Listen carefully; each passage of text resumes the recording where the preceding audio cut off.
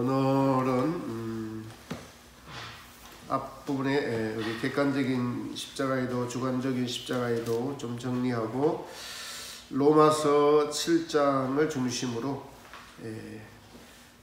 이제 광야 인당 과정을 통과하는 사도 바울의 경험에 대해서 같이 공부하도록 하겠습니다. 하나님이 세상을 창조하신 목적은 바로 우리에게 천국을 주시려고 이 세상을 창조하시고 우리를 부르셨어요. 그래서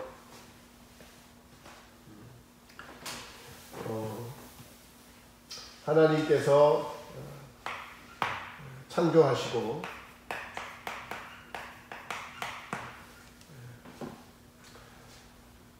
창조하신 이 목적은 천국을 주시려고 했어요.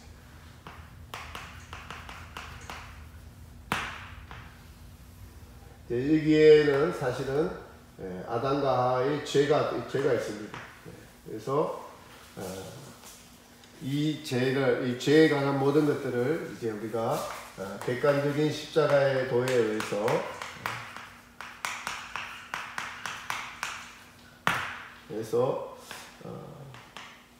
예수님께서 죄에 관한 모든 것들을 십자가에서 마지막 아담으로 없이하셨죠. 그래서 바울은 이것을 밑바탕으로 계속 깔고 있습니다. 항상 바울의 사상에서 그리스도 안에라고 했을 때는 십자가에 달리신 예수님 안에라는 뜻이 있어요. 그리스도 예수 안에 죄에 관한 모든 것들을 하나님의 아들 예수 그리스도께서 십자가에서 못 박혀 죽으시고 새로운 천국을 허락하셨다. 새 생명이 있는 천국, 새 생명이 있는 천국을 주시려고 죄를 없이 하셔야 된다는 이 사실을 하나님의 아들 예수님께서 오셔서 죄에 관한 모든 것들은 여기서 해결됐다. 그래서 그 이름이 고린도서 15장 45절에 마지막 아담이다. 이게 바울이 이야기하는 그리스도 안에 그리스도 안에라고 했을 때 이 사실이 포함된 이야기를 하고 있어요. 바울 세신에서. 그래서 그리스도 안에 죄에 관한 우리가 죄인이니까 이게 죽은 거예요. 이 안에서 하나님께서 이걸 없애야 돼요. 죄를 없애하는 방법으로 창조주이신 하나님이 아들이 오셔서 죄에 관한 모든 것들을 십자가에서 없이해서 죽이셨다. 이 사실을 믿으라라는 것입니다. 그래서 믿어라. 그러니까 여기서 객관적인 십자가의 사실에 그래서 믿음은 하나님과 하나님이 약속, 하나님의 하신 일, 하나님의 아들 예수님께서 하신 일이 죄에 관한 것을 십자가에 못 박아 죽었어요. 이거를 믿으라는 겁니다. 여러분 믿으시죠? 이걸 믿으라는 거예요. 하나님의 약속은 죄에 관한 것은 여기서 십자가에서 없이 하시고 너희들에게 천국을 주겠다라는 겁니다. 이 사실을 믿으라. 그래서 이 사실을 믿는 자에게 영생을 약속으로 주셔서 천국을 약속으로 주셔서 우리를 천국으로 이끌어 가고 계십니다.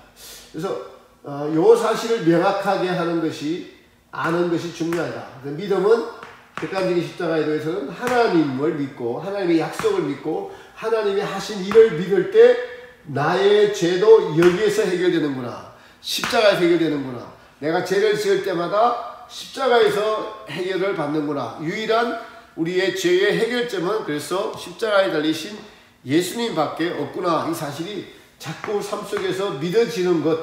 이것이 주관적인 십자가의 도예요. 주관적인 십자가의 도.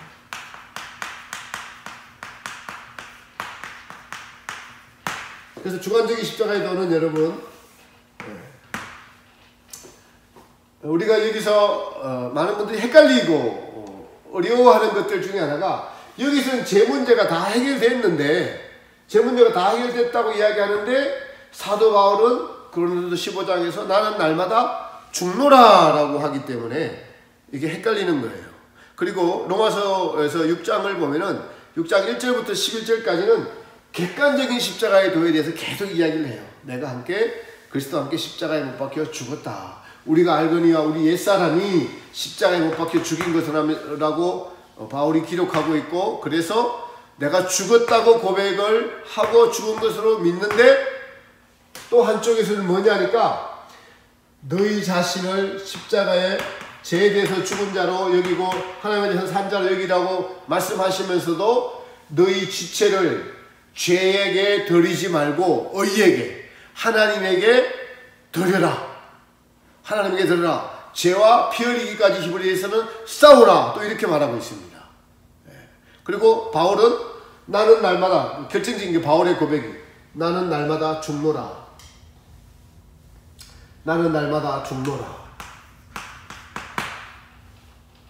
이게 무슨 의미냐라고 하니까, 하나님이 이것은 죄에 관한 것은 여기서 해결됐지만은 각 개인적으로, 주관적으로, 그러니까 개인적으로, 개인별로는 광야라는 이 과정을 통과하게 하시는 하나님의 뜻이 있는 거예요. 그래서 이 광야라는 것을 통과하게 돼서 개인적으로 죄에 대해서 경험케 하십니다. 죄에 대해서 경험케 하세요. 이게 광야의 40년, 이스라엘 백성들의 40년 광야라는 사실이고, 이것을 계속 제가 이제 증명을 했습니다. 특별히 마태복음 18장에 어린아이와 같이 되지 아니하면 결단코 천국에 들어가지 못한다. 그 어린아이와 같이 되는 것이 우리 인간의 마음이 죄 때문에 내면과 외면이 있고, 내면은 진짜 사람의 속마음이라고 한다면, 외면은 겉으로 드러나는 행위, 다른 사람에게 보이려고 하는 행위.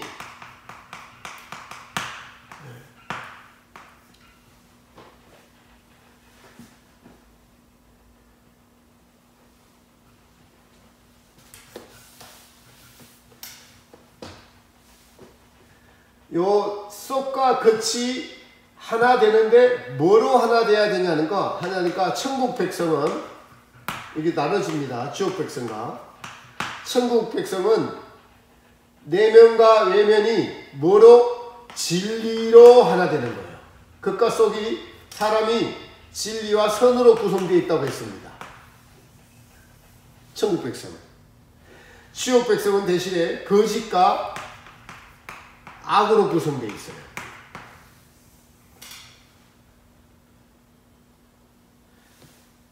우리의 속이 진리가 뭐죠? 하나님의 말씀이잖아요.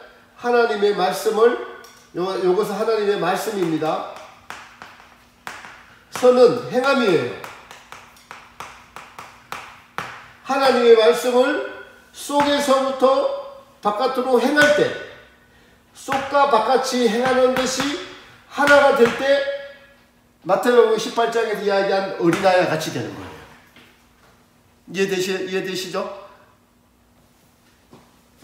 네. 한번 요 앞에 와서 앉으세요. 어때요?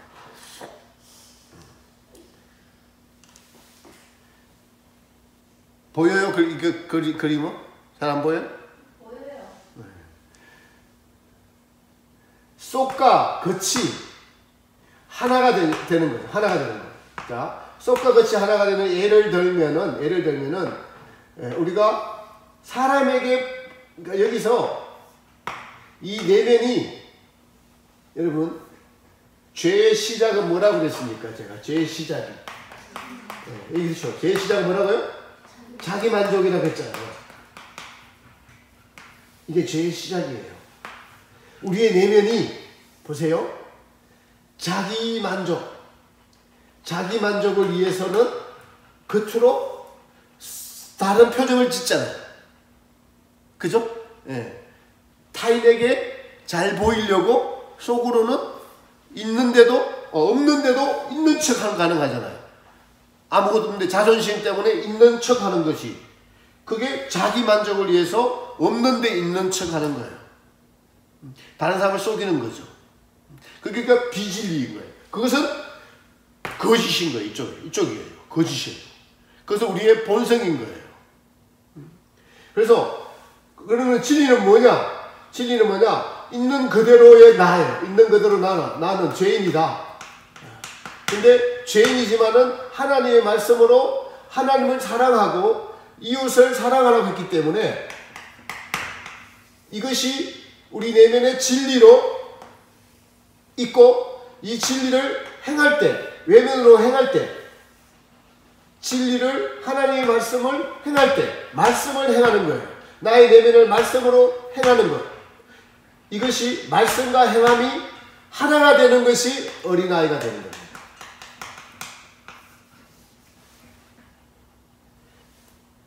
진리와 행함이 하나가 되는 것. 이게 어린아이가 되는 거예요. 근데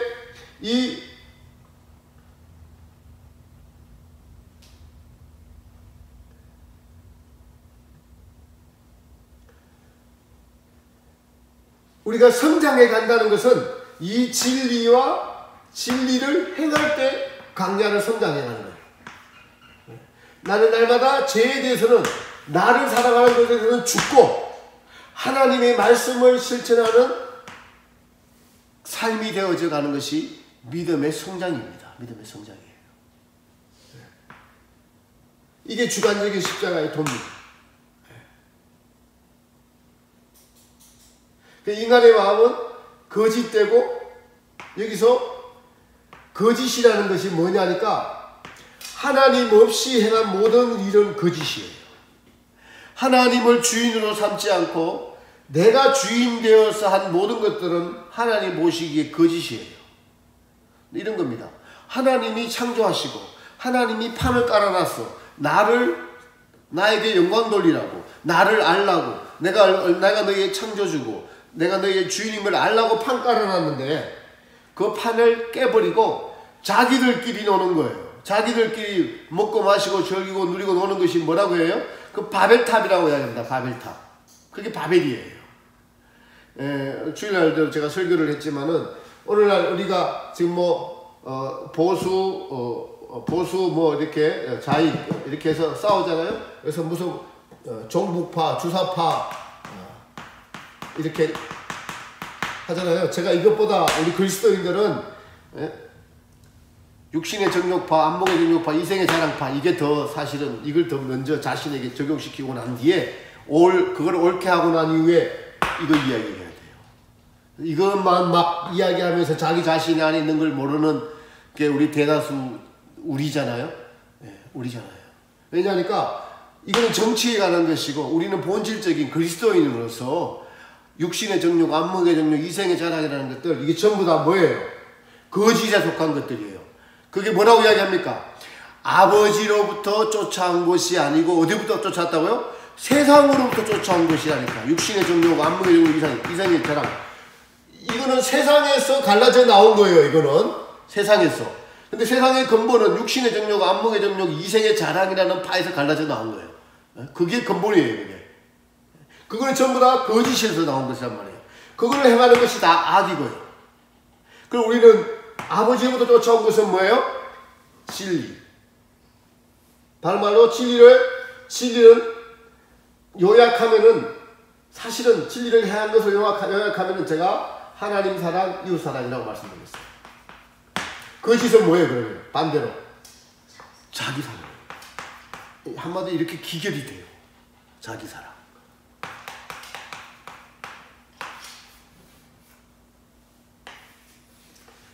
어제 우리 박아영 전도사께서 보내주신 그 글에 아주 참 좋은 글이 있는데 어떻게 기록되어 있냐 하니까 모든 피조물들은 창조주보다 뒤에 두는 것이 맞습니다. 모든 피조물들은 창조주 다음입니다. 그래서 이런 것이죠. 모든 모든 관계에서 하나님과 나의 관계가 우선이라는 거예요. 그 다음에 두 번째로 사람과의 관계라는 거예요. 그래서 하나님과의 관계가 잘 정립되어 있으면 사람과의 관계는 자동적으로 잘 정립될 수밖에 없어요. 그래서 하나님과의 관계가 먼저 잘 정리되는 것이 우선이다라고 말씀하고 있습니다. 이 거짓은 자기 사랑에서 출발해서 이것을 행하는 것이 악이고 이것이 지옥 백성입니다. 그래서 우리의 본성, 날마다 죽는다는 걸 뭘 죽는 겁니까? 우리의 본성에 대해서, 자기 사랑에 대해서 날마다 죽는 것이 광야 여정 과정이고, 그래서 제가 하나의 예를 들어서 마태복음 18장에 어린아이와 같이 되지 않으면 결단코 천국에 들어가지 못하리라. 그래서 이 광야 여정 과정은 내면과 외면이 하나 되어가는 과정. 내면이 뭐라고요? 하나님의 말씀인 진리를 행함으로 속과 겉이 하나 되는 사람, 속과 겉이 하나, 온전히 하나 되는 사람, 이게 하나가 다 됐을 때 여기서 영적 할례, 마음의 할례, 내면의 할례를 뽑으시고 비로소 이 훈련이 된 거예요. 속과 겉이 하나 되는 훈련이 다 됐으니까 하나님이 생명을 주셔서, 이 땅에서 생명을 주셔서 천국 백성으로 만드시는데, 이렇게 된 자들을 향해서 익은 열매 된 자들이고, 예수님께서 내가 이 땅에 생명주로 왔노라 라고 하신 것을 이룬 것, 이 땅에서 이루어진 자들이 있습니다. 이 땅에서 이루어진 자들, 예수님께서 내가 길이요 진리요 생명이니 말씀하셨죠. 그리고 또한 아담과 하하가, 여기서 아담과 하하는 선악과를 먹었어요. 근데 예수님께서 이제 내가 생명주로 왔노라, 예수님이 생명주로 왔노라라고 말씀하셨죠. 그 생명을 언제 먹느냐? 사람들은 그러니까 제 문제가 다 해결됐으므로 우리가 생명을 얻었다라고 이야기하는데 이게 아닌 거예요. 여기서 틀렸어요. 이게 신학계의 오류. 사실 그래서 어떻게 되는 겁니까? 생명을 얻었다라는 표현은 내 안에 생명이 있다라는 것인데, 내 안에 생명이 있으면 생명이 나타나야 되거든요. 그런데 생명을 못 먹었는데 먹었다고 착각하니까 생명에 대해서 알지도 못하고 궁금하지도 않고, 또 더더욱 좀 비극적인 사실은 없는 데 있는 걸로 착각하니까 그 생명에 대해서 궁금하지도 않고 뭔지 알 수도 없고, 예수님이 궁극적으로 우리에게 주시고자 하는 내가 생명주로 왔노라는 예수님의 그 생명의 어떠함을 경험하지 못하는 거예요. 알지 못하는 겁니다. 그러니까 어떻게 되는 거예요? 많은 분들이 소경이 소경을 인도하는 꼴이 되는 거예요. 지금 많은 신학이 난무하고 진리가 난무하고 이런 거죠. 뭐 어떻게 되는 겁니까? 많은 사람들이 천국에 들어가는 자가 소수다 이렇게 말하는 거예요. 이제 마태복음 18장 같이 어린아이와 같이 되지 아니하면 결단코 천국에 들어가지 못하리라. 또 산상수훈의 말씀에도 천국에 못 들어가기가 매우 어렵다는 이야기를 계속 주님이 하고 있으니까, 천국을 소수만 들어가는 거구나, 대부분 천국 못 들어가는구나, 또 이런 걸 이제 추정하는 사람이 조금 있고, 그럼 나는 천국에 들어갈 것인가 라고 또 어문에 빠져서 엉뚱한 데로 빠진 사람들이 있고, 아주 그냥 이 엉망인 것이 지금 오늘날의 현실입니다. 하나님은 요 광야를 다 통과해서 생명을 주러 가시는데, 그러면은 광야를 다 통과하지 못하면 어떻게 됩니까? 이거에 대해서는 이제 나중에 연계론에 대해서 할 때 여러분의 의문이 풀릴 겁니다. 하나님이 이 땅에서 다 안 되는 분들을 그리스도의 심판대에서 강제로라도 연단시키셔서 천국 백성을 만드시는 것이 하나님의 계획이고 하나님의 섭리고 하나님의 사랑입니다. 근데 중요한 것은 이 땅에 있을 때 생명과를 먹을 수 있는 길을 열어놓고 이걸 향해서 열심히 달려가는 천국을 침노하라는 것을 우리에게 열어놓으셨어요. 그래서 하나님이 창조하신 창조물들 중에서 하나님이 최고로 고심하면서 우리 인간을 이제 만드셨잖아요. 근데 인간을 만들면서 하나님이 최고로 고심하면서 어떻게 보면은 모험이기도 하고 어떻게 보면은 가장 어려운 일이라고 할 수 있는 것이 뭐냐 하니까 자유의지예요. 자유의지. 자유의지.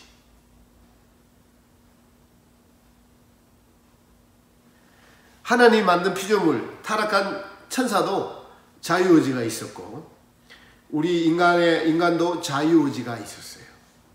근데 그 자유의지에는 위험이 있었잖아요. 어떤 위험이 있습니까? 네.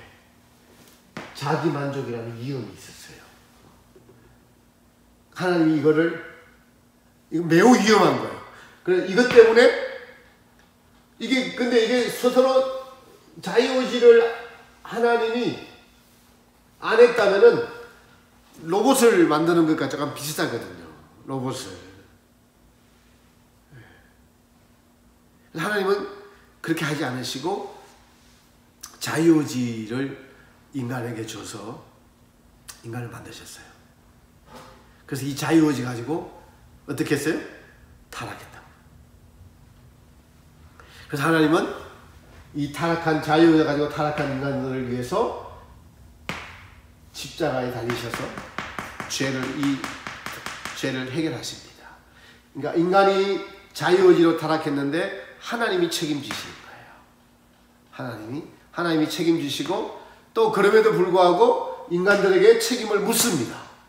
그러니까 죄를 해결하기 위한 방편으로는 하나님이 해결하셨지만은 개개인에게는 자유의지가 있었으니까 하나님이 그 자유의지를 가지고 창조주인 하나님을 몰라보고 자기 마음대로 산 것에 대한 책임을 물으셔서 보내는 것이 지옥입니다.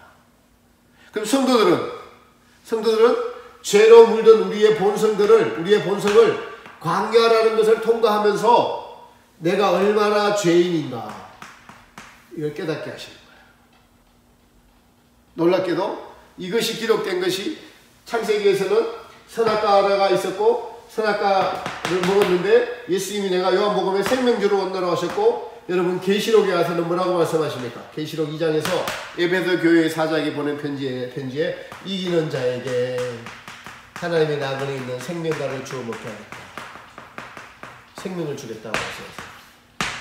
무엇을 이기는 겁니까? 이 광야 인간 과정을 통해서 마귀와 세상과 역경과 싸워 이기는 자에게 생명을 주겠다라고 말씀하시는 거예요. 생명. 믿어지시죠? 그래서 이 생명이 무엇이죠? 이 생명은 자기 사랑이 없고 하나님 사랑과 이웃 사랑으로 가득 찬 것을 말해요. 이렇게 탁 찌르면은 하나님 사랑, 이웃 사랑이 나와요. 행동하는 것이 하나님을 사랑하고 이웃을 사랑하는 것이 우선이에요. 나는 뒤에요. 그럼으로써 얻게 되는 그 행복과 기쁨은 말할 수 없다고. 이게 확장된대요. 천국에서 생명력이 팽창한다는 거예요. 계속. 그러니까 우리가 이 땅에서도 여러분 노동을 하면은 생산품이 나오잖아요. 그죠? 이게 원리예요. 하나님이 그렇게 이 자연 만물을 보면 알 수가 있어요. 봄이 돼서 씨앗을 사람이 안 심어도 이 자연 만물을 제가 산에 가서 발견한 것이 하나가, 모든 풀은 거의가 제가 보니까 다 꽃이 피고 열매가 맺더라고요. 그리고 떨어져요. 그러니까 하나님이 그렇게 하셔요. 자연 만물 보면은 인간도 똑같아요, 여러분요. 자연 만물이 일법칙이라면은 천국에서는 실제로 이대로 돼요. 인간도 하나님의 일을 행하면은 반드시 열매를 맺게 되고, 그 열매를 맺게 되면 뭐가 있어요? 기쁨이 있다니까요. 사랑을 하면은 사랑에 대한 기쁨이 있죠. 우리도 지금 혈육간의 애정도 사랑입니다. 친구간의 애정도 사랑입니다. 근데 그거는 자기 사랑이라는 거죠. 자기 사랑도 기쁨이 있어요. 마찬가지로 하나님 사랑, 이웃 사랑도 기쁨이 있는데 이것이 팽창된다는 거예요. 확장된다. 확대된다.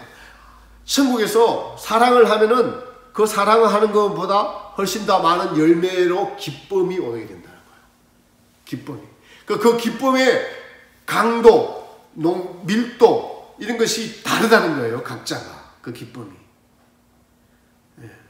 우리 제일 기쁠 때 언제인지 모르겠어요. 이 땅에 살면서 애 낳았을 때 기쁨도 있다고 하고, 결혼했을 때 기쁨도 있다 하고, 예수님 만났을 때 자유로움의 기쁨도 있고 한데, 하여튼 기쁨이 있죠. 그것은 근데 그 기쁨이 있을 때는 수고가 있는 거예요. 수고 위에 눈물을 흘리며 씨를 뿌리는 자에게는 기쁨으로 열매를 맺으리라라고 말씀했습니다. 그래서 이 생명이 나타나면 하나님 사랑과 이웃 사랑으로 나타나요. 그래서 지금 우리가 강야를 통과하면서 우리에게 요구하시는 거 가만히 들어보면 하나님 사랑 아니면 이웃 사랑이에요. 자기는 쳐서 십자가에 못 박아라. 이것은 하나님을 사랑하는 거예요. 기도하는 것 하나님을 사랑하는 거예요. 그죠? 예. 말씀 보는 것 하나님을 사랑하는 거예요. 예배 드리는 것 하나님을 사랑하는 거예요. 하나님을 사랑하는 행위를 하는 게 우선이에요. 그래서 이웃사랑은 두 번째라는 거예요. 코로나는 이웃사랑이에요. 코로나로 예배를 드리지 말라라고 하는 그런 이웃사랑입니다. 하나님은 인간을 중요시 여기시죠. 그래서 우리가 방역을 해야 됩니다. 그러나 예배를 피하라는 것은 하나님을 사랑하지 말라는 말과 마찬가지이기 때문에 예배는 드려야 되는 것이에요. 우리가 좋은 게 아니고 하나님께 드려지는 것이기 때문에 그렇습니다. 그래서 이 주관적인 십자가에도 요 과정을 통과하는 것에 대한 사도 바울의 경험이 로마서 7장에 기록되어 있어요. 로마서 6장은 객관적인 십자가에도가 6장 1절부터 11절까지고 12절부터 마지막 절까지는 주관적인 십자가의 도예요. 그 다음에 7장으로 넘어가서 바울은 율법과 그리스도에 대해서 이야기를 하고 7장에서는 바울의 개인적인 경험으로 이 광야를 통과하는 바울의 내면의 마지막에 자기의 마음의 상태에 대해서 이야기한 것이 로마서 7장의 내용이에요. 그래서 오늘 다음 시간에 걸쳐서 로마서 7장에 대해서 같이 공부해보도록 합니다. 그래서 여러분 로마서 7장을 펴겠습니다. 제가 할 때마다 이거를 반복하는 이유를 알겠죠. 제가 하면서도 저도 다시 은혜가 되고 하면서도 이것이 진리이고 30분 만에 요약해서 하나님의 뜻, 객관적인 십자가에도 주관적인 십자가에도 그리고 우리의 죄의 본성, 내면과 외면, 진리와 선. 여기 하나 중간에 하다 보니까 생각이 나는데 빠졌는데 제가 이제 서대문으로 책을 읽으면서 세 가지 얻은 가장 큰 딱 세 가지를 얻었어요. 크게. 하나는 뭐냐니까 내면과 외면에 대해서 알게 된 것이고, 천국에 들어가면 인간이 진리와 선으로 구성되어 있고 지옥은 거짓과 악으로 구성되어 있어요. 이게 한눈에 딱 보여요. 지금은 우리가 육체 때문에 감출 수 있어요. 아닌 척하고 거룩한 척하고 사람에게 보이는 척이 되기 때문에 사람들이 그 속을 모르죠. 주님은 아시죠? 그 마음에 있는 것을 아신단 말이에요. 속을 다 아신단 말이에요. 근데 육체를 딱 벗어나면은 사람들한테도 그게 보이는 거예요. 보이는 거예요. 저 사람이 이 땅에서 얼마나 진리를 사랑하고 얼마나 그 진리를 실천을 했는가가 한눈에 보이고 한눈에 보이는 것만큼 천국에 가서 살게 돼요.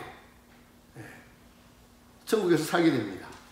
그런데 여기서 제일 중요한 게 우리가 여러분 진리를 따라 살고 싶죠? 그래서 제일 중요한 게 요게 첫 번째라면 진리와 선으로 구성된 것이 두 번째고 그 책에서 제가 세 번째는 뭐냐니까 의도성이에요. 의도성. 뭐를 의도하느냐. 이게 동기라고 이야기하죠. 왜냐하니까 인간은 항상 뭘 만족하도록 지어놨기 때문에 무슨 의도를 갖고 있어요. 공부를 해도 의도를 갖고 하고 성경을 보도 의도를 갖고 있고 근데 그 의도가 하나님 사랑, 이웃 사랑이냐 자기 사랑이냐 이거 분별을 하고 하나님 사랑, 이웃 사랑을 의도하는 이 의도를 다른 말로 하면은 갈망, 하나님을 향한 갈망, 하나님을 향한 갈망, 의도, 동기, 갈망 이것이 진리가 완성되도록 하는 동기예요. 힘. 이게 힘이에요. 힘. 우리의 힘. 나의 어떠함이 여기서 결정돼요. 항상. 그래서 우리가 새벽에 눈을 뜨면 하나님을 의도하라. 하나님을 바라라. 하나님을 소망하라. 이런 말씀이에요. 예수님을 깊이 생각하라. 뭐 이거예요. 다 의도가. 나의 주인 되신 예수님을 생각하라. 의도하라는 거예요. 동기, 의도성, 갈망하라, 찾아라, 구하라, 두드리라. 다 이거예요.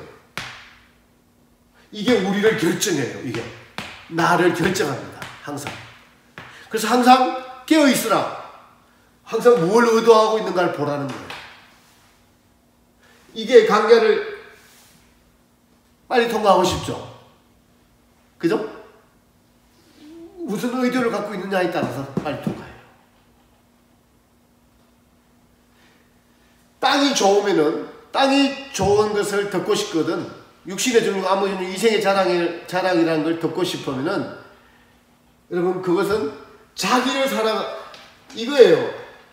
자기를 사랑해서 하나님을 이용하는 거예요. 그죠? 그걸 듣고 싶어요.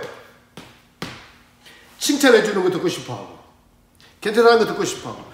물론 어린아이 때는 계속 그걸 들려줘야 돼요. 그래야지 자라가기 때문에. 이 토양이 돼요. 참 놀랍습니다. 토양이 돼요. 그러나 조금 더 잘하면은 이거는 전부 다 자기 사랑에서 출발하는 거예요. 여기서는 하나님을 아직 알 수가 없어요. 하나님을 알 수 없습니다.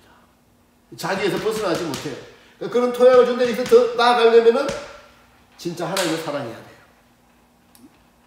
하나님이 살아계시고 느껴지고.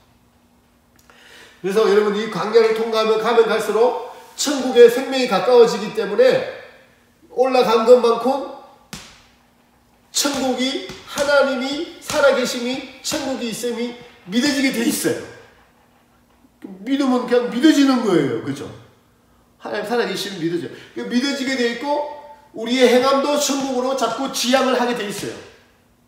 그런데 우리의 본성은 그렇다 할지라도 우리의 본성이 이게 나의 주인이에요, 사실은. 예? 나를 좌지우지하는 것이 본성이다. 강야를 통과하고 있을 때는. 이게 경험적으로 바울이 이런 걸 깨달았어요. 자, 그래서 오늘 로마서 7장 한번 펴봅시다. 바울이 여기에서의 강야를 통과한 막바지의 경험이 로마서 7장에 나와 있습니다. 로마서 7장.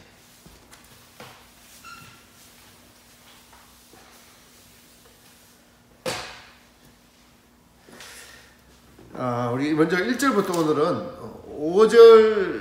6절까지 한번 1절부터 6절까지 합독하겠습니다. 시작. 형제들아 내가 법하는 자들에게 말하노니 너희는 율법이 사람의 살 동안만 그를 주관하는 줄 알지 못하느냐. 남편이 있는 여인이 그 남편 생전에는 법으로 그에게 매인받으나 만일 그 남편이 죽으면 남편의 법에서 벗어났느니라.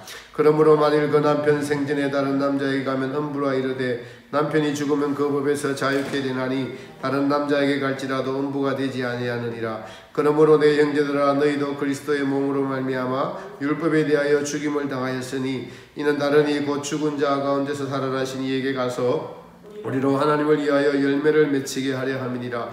우리가 육신에 있을 때에는 율법으로 말미암는 죄의 정욕이 우리 지체 중에 역사하여 우리로 사망을 위하여 열매를 맺게 하였더니 이제는 우리가 얽매였던 것에 대하여 죽었으므로 율법에서 벗어났으니 이러므로 우리가 영의 새로운 것으로 섬길 것이요 의문의 무거운 것으로 아니할지니라. 7절도요. 그런즉 우리가 무슨 말하리요 율법이 죄냐 그럴 수 없느니라. 율법으로 말미암지 않고는 내가 죄를 알지 못하였으니 곧 율법이 탐내지 말라 하지 아니하였다면 내가 탐심을 알지 못하였으리라. 아멘.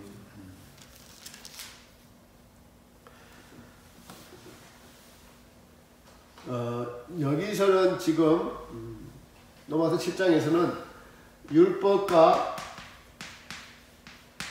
대해서 이야기하고 있습니다. 율법과 지금 십자가 그려져 있네요. 그리스도 십자가에 달리신 예수님에 대해서 그리고 우리 성도에 대해서 이야기를 하고 있고요. 사실은 이게 성도가 지금 여기서 누구냐라고 하면은 남편이 있는 여인이 성도입니다. 남편. 근데 여인이 남편이 있어요. 남편 있는 여인이 지금 성도예요. 성도입니다. 이렇게 봐야 돼요. 그 말을 하고 있는 거예요. 남편 있는 성도. 그러니까 남편 있는 성도는 남편이 있을 때는 이 율법을 지켜야 돼요. 그러니까 우리가 율법을 지켜야 된다 이 말입니다. 아시겠죠? 네. 남편이 있는 여인이에요. 남편이 있는 여인이 성도예요. 그래서 성도가 율법을 지켜야 돼요. 근데 율법에서 벗어나려면은, 남편의 법에서 벗어나려면은 어떻게 해야 돼요? 남편이 죽어야 돼요. 그 말이에요. 남편이 죽으면은 이 법에서 벗어날 수가 있는데, 벗어날 수가 있다. 그래서 다른 남자에 갈지라도 음부가 되지 아니하노라. 그러므로 내 형제들아, 4절 보세요. 너희도 그리스도의 몸으로 말미암아, 그러니까 이런 거예요. 성도가, 우리가 죽을 수가 없어요. 그게 무슨 말이냐니까, 죄인인 우리가 죄에 대해서 우리 죄인의 힘으로는 죄를 이길 수가 없다. 죄에 죽을 수가 없다. 이 뜻이에요. 이해되세요? 네. 죽을 수 없으니까 누가 대신 죽었어요? 예수님이 대신 죽었다는 이 뜻이에요. 그러니까 이걸 믿으라는 거예요. 이게 지금 뭐예요? 객관적인 십자가의 도예요. 다시 말씀드릴게요. 남편 있는 여인이 성도예요. 그래서 이 남편의 법, 남편을 섬겨야 되는 율법을 지켜야 돼요, 성도는. 그런데 우리 이 성도는 율법을 다 지킬 수가 없어. 그래서 죄인이야. 그러자 하나님이 예수님을 보내셔서 예수님이 대신 죽게 하신 거예요. 우리가 죽어야 되는데 예수님이 대신 죽었어요. 이 뜻이에요. 그래서 예수님이 대신 죽어서 여리로 가면은 율법에 매이지 않고 예수님에 의해서 죽었으므로, 그러니까 예수님에 의해서 죽은 이 사실을 바탕으로 살아라. 죄에 가난한 십자가에서 죽었어요, 안 죽었어요? 그걸 바탕으로 살아라 이 뜻이에요. 객관적인 십자가의 도를 항상 인식하고 의식하고 살아라. 너희가 죄에 대해서 죽은 자로 여기라 이 말이에요 지금. 네. 그리고 결론적으로 천국 들어가는 백성들은 죄에 대해서 다 죽었어요, 안 죽었어요? 죄에 대해서 죽게 되죠. 네. 이걸 믿으라는 거예요. 결국은 믿음의 결국, 영혼의 구원을 믿으라는 거예요. 지금 물론 우리는 광야를 가고 있지만 결국에는 천국 백성이 된다. 믿으라. 죄에 관한 것은 십자가에서 모든 것이 해결됐다. 이걸 믿으라. 이 사실을 바탕으로 살아갑니다. 이 사실을 바탕으로 살면서 생명의 열매를 맺으라는 거예요. 율법에 매여 있지 말고, 자기 힘으로 지키려고 하지 말고. 그래서 여기 가서 열매를 맺는 것은 그 힘이 어디서 나왔어요? 우리가 죽어야 되는데 누가 죽었어요? 십자가에 달리신 예수님이 죽은 것이 뭐예요? 성도들에게는 이걸 은혜라고 하는 거예요. 은혜. 그래서 우리는 힘이 아니라 은혜로 사는 거예요. 은혜로. 그걸 말하는 거예요 지금. 좀 이해되셨어요? 네. 그러므로 내 형제들아, 4절 보세요. 너희도 그리스도의 몸으로 말미암아 율법에 대해서 죽은 거예요. 이게 무슨 뜻이냐? 율법을 내 힘으로 지킬 수가 없는데 예수 그리스도께서 십자가에 죽으심으로 율법에 대해서 죽임을 당해서 자유를 얻었다는 거예요. 그래서 그 사실을 바탕으로 나의 모든 죄를 사하여 주신 예수님을 믿는 그 믿음의 은혜 아래에 있을 때 우리가 뭘 맺히냐니까 성령의 열매들, 생명의 열매들을 맺게 돼요. 그 바탕이 뭐예요? 십자가에서 못 박혀 죽여주신 예수님의 은혜로 가능하다는 거예요. 그러니까 이것이 항상 성도의 삶의 밑바탕이 돼야 된다. 이 뜻이에요. 깨어있으라라는 것이 이 뜻이에요. 아시겠죠? 이걸 잊지 말라는 거예요. 근데 놀랍게도 이걸 잊게 하는 게 뭐예요? 제가 말씀드린, 보세요. 왜 이걸 생각하지 못하는지 본성 때문에. 우리의 본성. 우리의 본성은 뭐예요? 우리의 본성은 죄잖아요. 죄. 이거는 누구를 먼저 생각해요? 나를 먼저 생각해요. 근데 이걸 나를 먼저 생각하지 말고 무엇을 먼저 생각하라? 나를 먼저 생각하는 남편이 있는 율법의 메인 여인이에요. 뜻이에요. 이걸 생각하지 말고 뭐를 먼저 생각하라? 그것은 죽었어. 여기서 십자가에서 죽었어. 그것을 항상 먼저 생각하는 훈련을 계속하는 거예요. 내가 그리스도와 함께 십자가에 못 박혔나니 우리가 알거니와 우리 옛사람이 십자가에 못 박힌 것은 이것을 항상 생각하는 거예요. 근데 보세요. 우리가 막 내 힘으로 이기려고 하니까 죄에 못 이겨서 죄에 매여가지고 막 이리 휩쓸리고 저리 휩쓸리고 막 휩쓸리 다니잖아요. 그죠? 그럴 때는 이 죄에 죽은 것이 생각나요? 그때는 생각 안 나요. 내 힘으로 죄를 막 이기려고 한다는 거예요. 그럴 때 하나님의 은혜가 탁 와서 그 죄에 대해서 이기게 해주시는 것의 그 힘의 근원이 여기서 나온다는 거예요. 십자가에서.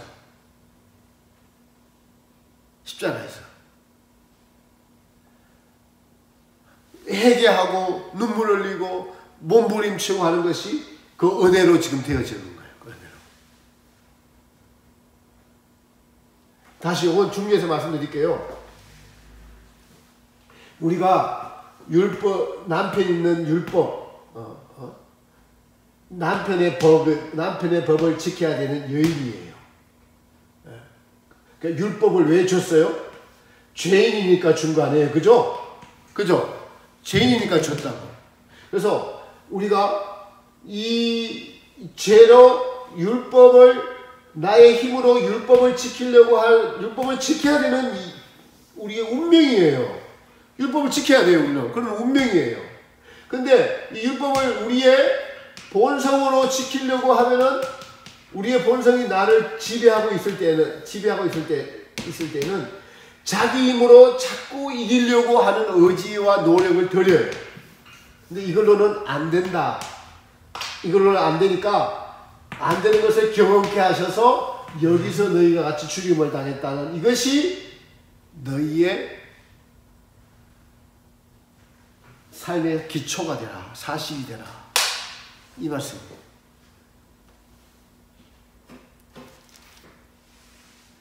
보세요. 자, 5절 우리가 육신에 있을 때는, 본성에 있을 때는 율법으로 말미암는 죄의 정욕이 우리로 지체 중에서 역사하여 사망을 위하여 열매를 맺게 합니다. 우리의 힘으로는 이길 수가 없어요. 사망의 열매를 맺게 했더니 우리가 이제는 얼매였던 이 율법의 얼매였던 것에서 대하여 어디서요? 죽었어요. 십자가에서. 그래서 율법에서 벗어났나니 이게 언제 그러느냐면요, 여러분요. 예수님을 믿을 때 출발할 때부터 그런 것이 아니라 아이 단계를 지나서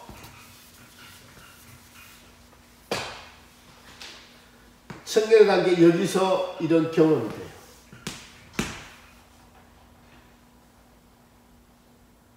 이게 경험적인 거예요. 이게. 죽임을 당했다. 내가 그리스도와 함께 십자가에 못 박혀 죽었구나. 이게 경험적인 거야. 우리가 말하는 첫 번째 연단 단계 끝나고 두 번째 신광야를 지나서 두 번째 연단 막바지에 이 경험을 하게 됩니다. 영의 새로운 것으로, 영의 새로운 것, 성령으로, 새롭게 성령으로 여기서 조명시켜 주는 거예요. 내가 그리스도와 함께 십자가에 못 박혀 죽었다. 두 번째 연단 끝에 이 일이 이루어집니다. 경험적인 거예요. 경험적인 겁니다.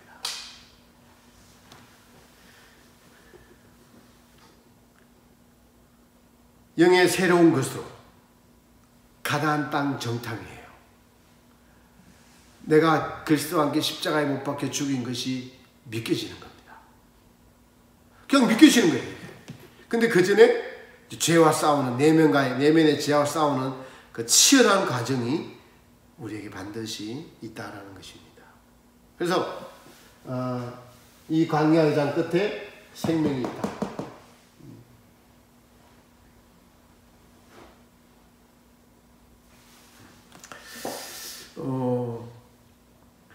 7절부터는 다음 시간에 7절부터는 바울도 우리와 똑같이 광야의 장을 갔었어요. 여러분 아브라함도 이 과정을 갔잖아요. 아브라함 75세, 85세, 99세 이렇게 갔어요.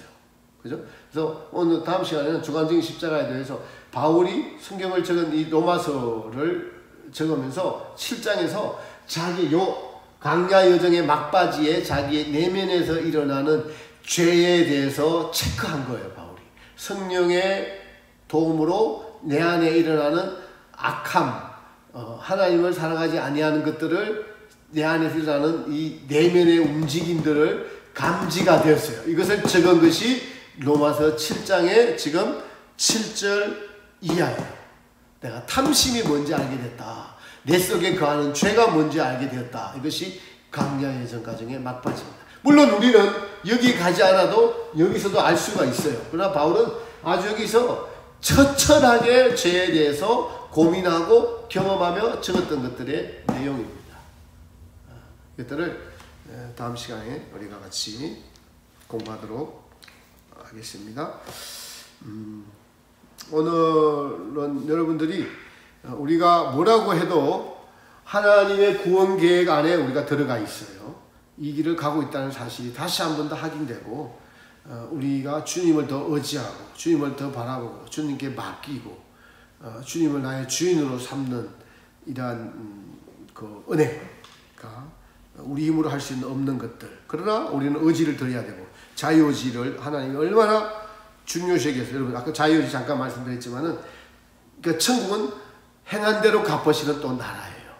이걸 바탕으로 행한 대로 갚으시는 나라인 것을 기억합시다. 우리 내가 그리스도와 함께 십자가에 못 박혔나니 찬양 드리고 주의 기도로 마치겠습니다.